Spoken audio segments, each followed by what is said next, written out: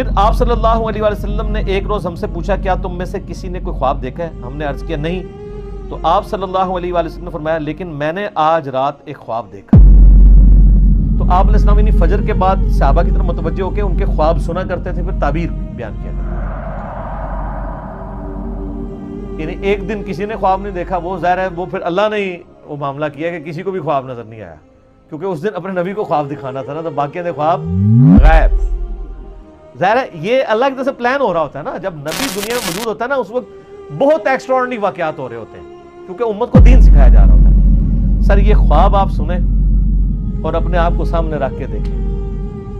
اس خواب میں نبی علیہ السلام کو ان کی امت کے گناہوں کے عذابات دکھائے گئے.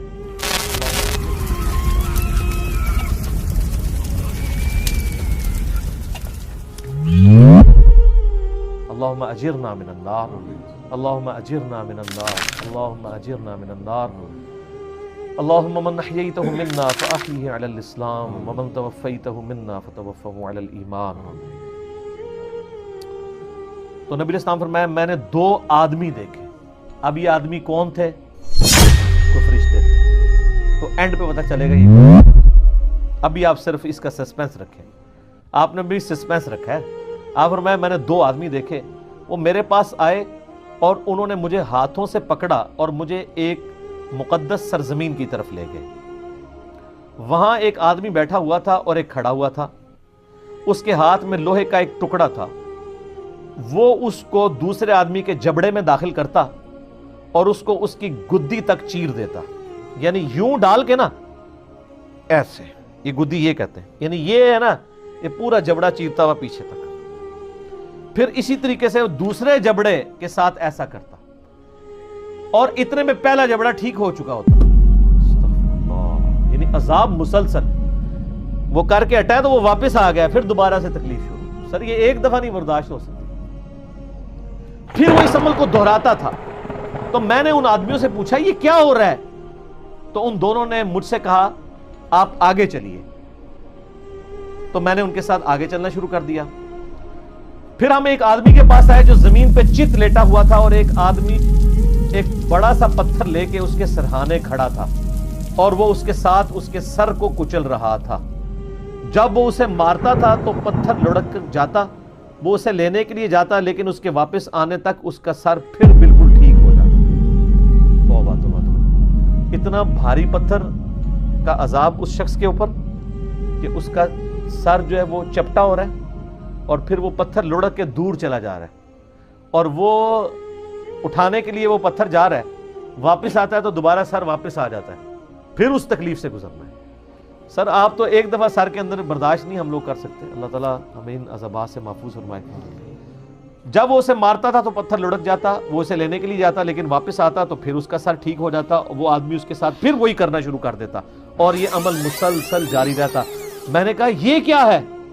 تو ان دونوں نے کہا یا رسول اللہ آگے چلیے. ہم اور آگے چلے حتیٰ کہ ہم تندور جیسے سوراخ کے پاس آئے جس کے اوپر کا حصہ تنگ تھا جبکہ اس کا نچلا حصہ کھلا تھا. اس کے نیچے آگ جل رہی تھی. جب وہ اوپر اٹھتی تو اس میں موجود افراد بھی اوپر بلند ہوتے. کوئی تندور تھا جو اندر سے بہت بڑا تھا، اس میں آگ کے اوپر کچھ لوگوں کو تلا جا رہا تھا. جب وہ آگ باہر نکلتی نا تو وہ بندے بھی باہر یوں نکلتے، پھر وہ اندر چلے جاتے. استغفر اللہ. اللہم اجرنا من النار. سر یہ بخاری شریف ہے، یہ بزرگ شریف، یہ کہانی شریف نہیں، یہ بخاری شریف ہے.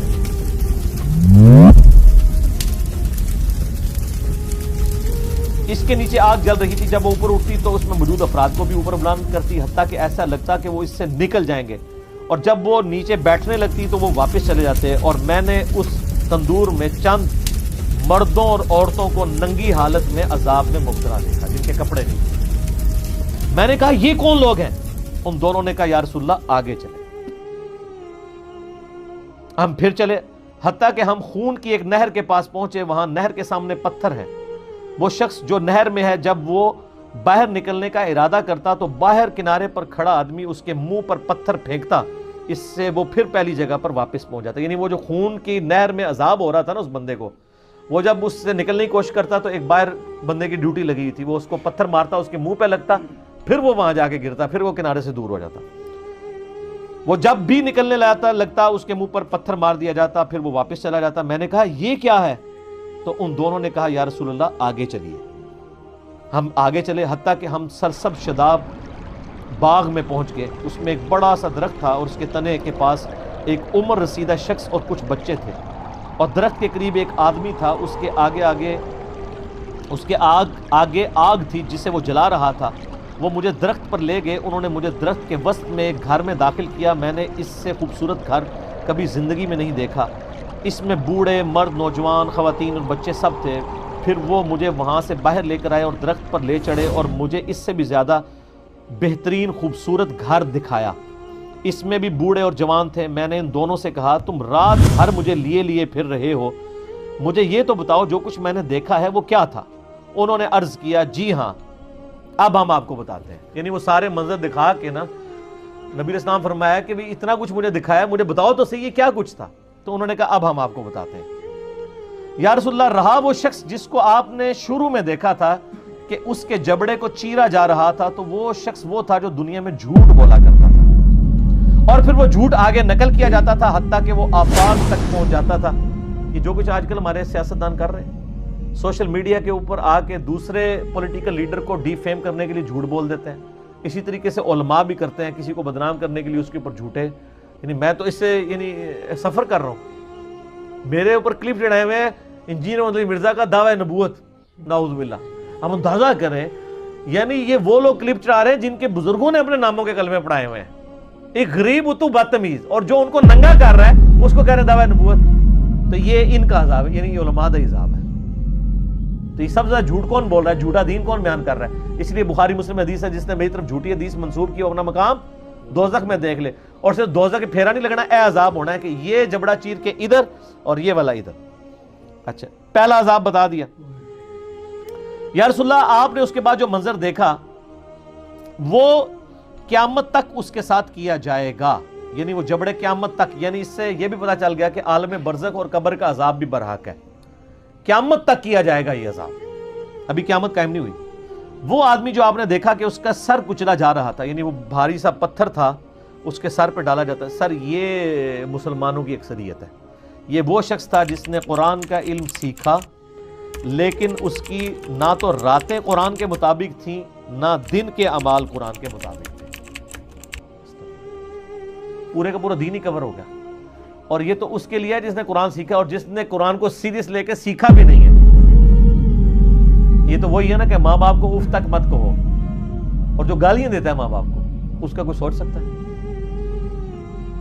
اور اس میں بھی ظاہر ہے کہ یہ قرآن کا علم سیکھ کے نہ دن کے مطابق عمل نہ رات کے مطابق، تو اس میں بھی اولین مخاطب وہ علماء ہیں جو ڈگریوں والے دعویٰ کرتے ہیں ہم نے دین کا علم حاصل کیا ہے، خود عمل نہیں کرتے، وہ بھی شامل ہے۔ یا رسول اللہ، ان کے ساتھ بھی یہ سلوک قیامت تک جاری رہے گا۔ آپ نے جو سراغ میں دیکھا کہ وہ ننگی عورتیں اور مرد عذاب میں مبتلا تھے، وہ تھے جو دنیا میں زنا کیا کرتے، زانیوں کی سزا، والعیاذ باللہ۔ پھر آپ نے جس نہر میں دیکھا کہ وہ شخص ڈبکیاں کھا رہا تھا خون کی نہر میں، وہ سود خور تھا، استغفر۔ پھر آپ نے درخت کے تنے کے ساتھ جس بزرگ کو دیکھا وہ حضرت ابراہیم علیہ السلام تھے، اور ان کے ارد گرد جو بچے تھے وہ لوگوں کی اولاد تھی۔ جو شخص آگ جلا رہا تھا وہ جہنم کا داروغہ یعنی سیدنا مالک علیہ السلام تھے، اور پھر جس پہلے گھر میں آپ داخل ہوئے وہ عام مومنین کا گھر تھا۔ رہا یہ گھر تو یہ شہداء کا گھر ہے، اور میں جبرائیل ہوں اور یہ میکائیل ہے۔ وہ دو بندے کون تھے؟ جبرائیل اور میکائیل علیہم السلام۔ اور آپ صلی اللہ علیہ وسلم اپنا سر اٹھائیں، جب میں نے سر اٹھایا تو میرے اوپر بادلوں کی مانند تھا۔ ان دونوں نے کہا یہ آپ کی منزل ہے، یعنی وہ ایک محل دکھایا گیا۔ میں نے کہا مجھے چھوڑ دو، میں اپنی منزل میں داخل ہو جاؤں۔ تو انہوں نے کہا ابھی آپ کی دنیا میں عمر باقی ہے جو آپ نے مکمل نہیں کی، جب آپ وہ دنیا میں اپنی زندگی مکمل کر لیں گے تو پھر آپ اپنی اسی جنت کی منزل میں داخل ہو جائیں گے۔ تو یہ وہ طویل حدیث ہے جی، اور رکت انگیز ہے، اور صرف یہ سن کے پھینکنے والی چیز نہیں ہے بلکہ اپنی اصلاح کرنے کی بھی ضرورت ہے۔ اللہم اجرنا من النار، اللہم اجرنا من النار، اللہم اجرنا من النار، اللہم من احییتہ منا فاحیہ علی الاسلام ومن توفیتہ منا فتوفہ علی الایمان، آمین۔